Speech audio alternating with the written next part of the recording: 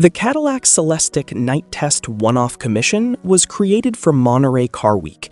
It features a Caspia Tricoat Metallic exterior, a Jade-finish lighting bezel around the headlights, and dark-finish 23-inch wheels with jade accents.